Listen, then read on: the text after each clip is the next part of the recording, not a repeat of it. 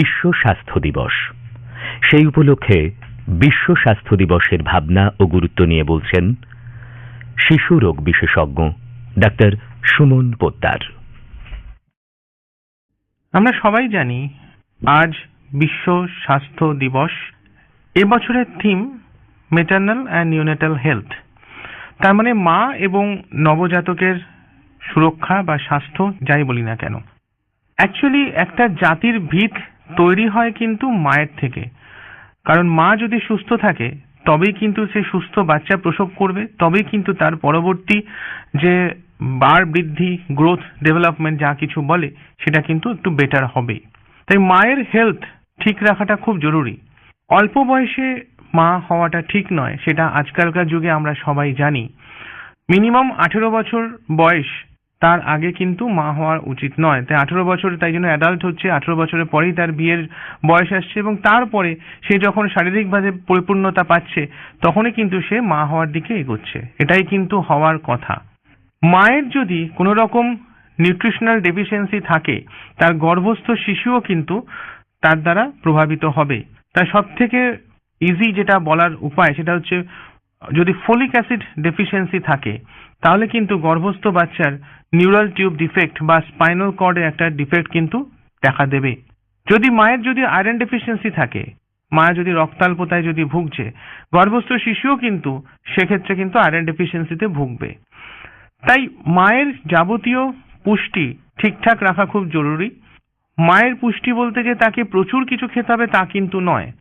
Normal যে মিল, healthy hygienic diet, যে খুব কমনলি যদি আমি সাধারণ ভাষায় বলি, কেউ যদি ভাত ডাল পরিমাণ মতো খায়, তার সাথে মাছ মাংস ডিমের যে কোনো একটা থাকে, আর যদি সম্ভব হয় দুধ বা দুধের কোনো প্রোডাক্ট সে যদি খাচ্ছে প্রোটিন হিসেবে, তাহলে তার কিন্তু মোটামুটিভাবে সবই সে পাচ্ছে। এছাড়া যেমন যে সরকারের যেরকম সাপ্লাই থাকে আয়রন অ্যান্ড ফোলিক অ্যাসিড, চিকিৎসকের পরামর্শের মতো সে যদি ঠিক মতো নেয় তাহলে কিন্তু তার পুষ্টির দিকটা ঠিক থাকছে। দুটো মিল নর্মালি আমরা খাই। যারা গর্ভস্থ, মানে যারা গর্ভধারণ করেছেন, সেই মায়েদের একটা অতিরিক্ত মিল খাওয়া জরুরি। সো 1 এক্সট্রা মিল, তাতেই কিন্তু তার নিউট্রিশন ঠিক থাকার কথা। এরপরে বাচ্চাটির জন্ম হলো।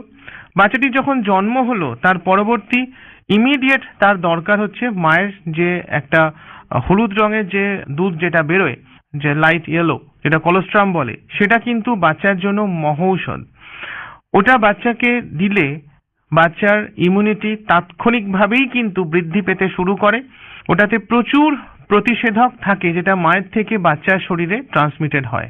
এর পাশাপাশি আমরা যেটা বলে থাকি যে প্রথম 6 মাস এক্সক্লুসিভ ব্রেস্ট ফিডিং, মানে শুধু এবং শুধুমাত্র মায়ের দুধ ছাড়া আর কোনো কিছুই, সে তার যত দামি হোক না কেন, সেটা কিন্তু বেনিফিশিয়াল নয়।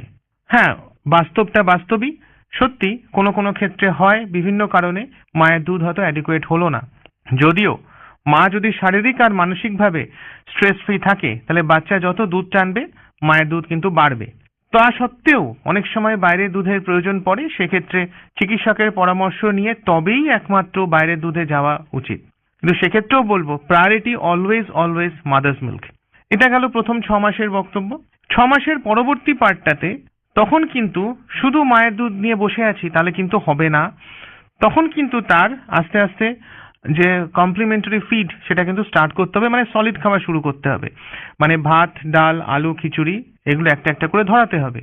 সেটা অভ্যেস হয়ে গেলে তখন মাছ মাংস ডিম, পাশাপাশি যে কোনো একটা ফল। আমরা কমনলি বলি যে ফল ছাড়িয়ে খেতে হয়, যেমন মুসম্বি, বেদানা, কলা এটসেট্রা। 1 বছরের মধ্যে half of the family diet, 2 বছরের মধ্যে ফুল ফ্যামিলি ডায়েট, এটাই কিন্তু টার্গেট। কোন রকম মিক্সি ছাঁকনি ব্যবহার করে বাচ্চাদের খাওয়ানো উচিত নয়।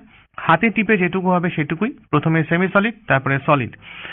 এইভাবেই কিন্তু যদি বাচ্চাটিকে প্রথমে মায়ের পুষ্টি, তার পরবর্তীকালে বাচ্চার পুষ্টি যদি আমরা ঠিক মতো রাখতে পারি তাহলে কিন্তু তার ইমিউনিটি অনেকখানি তৈরি হয়ে গেল। এর পাশাপাশি যেমন টিকাগুলো সরকার থেকে যেগুলো দিচ্ছে, বা কেউ কেউ যদি সম্ভব হয় কিছু প্রাইভেটের টিকা, সেগুলোকে যদি ঠিক ঠিক মতো সময় মতো নিয়ে নেওয়া হয় তাহলে কিন্তু বাচ্চাটি প্রথম থেকেই একটা সুস্থ সবল একটা মাইলস্টোন পেয়ে গেল। প্রথম 2 বছর ব্রেনের গ্রোথ ম্যাক্সিমাম। তাই প্রথম 2 বছরের নিউট্রিশনের ভ্যালুটাও কিন্তু ম্যাক্সিমাম, যে কারণে বলা হয় ফার্স্ট 1000 ডেজ অফ লাইফ, মানে গর্ভস্থ যখন ভ্রূণ তখন যে দিনটা থেকে শুরু হলো, ফার্টিলাইজেশন যেদিন থেকে শুরু হলো সেদিন থেকে পরবর্তী 1000 দিন, মানে জন্মের পরবর্তী 2 বছর পর্যন্ত এই সময়টা অত্যন্ত ভাইটাল। এই সময় যেন কোনো মাইক্রোনিউট্রিয়েন্ট ডেফিসিয়েন্সি না থাকে, যার ভেতরে কমনেস্ট হচ্ছে আয়রন ডেফিসিয়েন্সি অ্যানিমিয়া, বাচ্চাদের খুবই কমন, সেদিকটাও কিন্তু খেয়াল রাখতে হবে।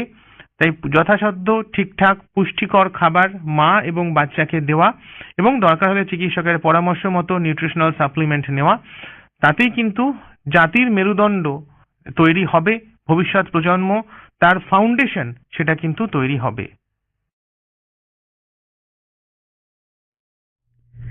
আপনার স্বাস্থ্য অনুষ্ঠানে শুনলেন বিশ্ব স্বাস্থ্য দিবস উপলক্ষে কথিকা বিশ্ব স্বাস্থ্য দিবসের ভাবনা ও গুরুত্ব, বললেন শিশুরোগ বিশেষজ্ঞ ডাক্তার সুমন পোদ্দার।